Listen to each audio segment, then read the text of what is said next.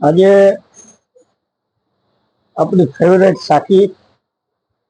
સાખીથી શરૂઆત કરું. ધરાવીને ધાન ના નીપજે, કુડવીને માળું ન હો, જેસલ ને જખરો નીપજે, જેની માં હોથલ પદમની. હિરેન એક ભરવાડ હતો. ભરવાડ ગામની અંદર એની ભેહું સારતો અને રહેતો. એ વેપારી પાસે કરિયાણાની દુકાને ગયો.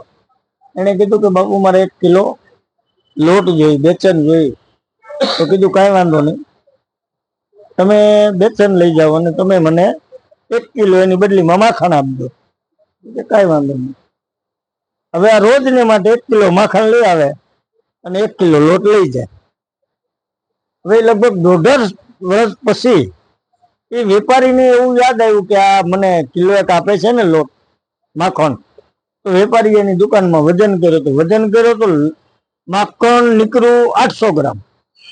એટલે વેપારીના દીકરાએ એવો વિચાર કર્યો કે હું આને બોલાવું, સાબિત કરાવું, એના કરતા હું આને માટે કેસ કરી દઉં.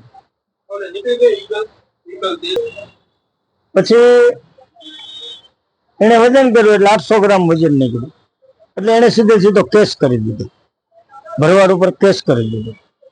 કેસ કર્યા પછી બધા એનું કોર્ટમાં એની તારીખ પડી એટલે એને જજે કચેરીમાં બોલાવીને પૂછ્યું કે ભાઈ તમે આ ભાઈને રોજ 1 કિલો માખણ આપો છો? કે હા સાહેબ આપું છું.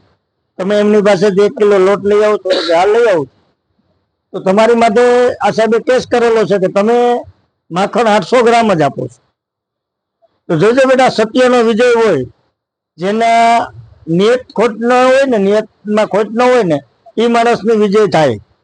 એટલે ભરવાડે એવું કીધું કે સાહેબ હું અભણ માણસ છું, પણ મારી પાસે કાંટો છે, પણ હું કોઈ વજનથી એને વજન કરીને માખણ નહોતો આપતો સાહેબ.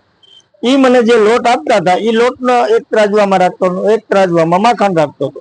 એનું બેનું વજન કરીને જુઓ. એટલે જજે સીધું કીધું કે કાંટો લઈ આવો ને 2 માખણ ને લોટ મૂકો, બેનું વજન બરાબર હતું. એટલે ભરવાડ સાચો હતો. એટલે સત્યનો વિજય થાય. એ સાચો હતો, એ જીતી ગયો અને વેપારીને સીધા મળે. બોલો રામચંદ્ર ભગવાન કી જય.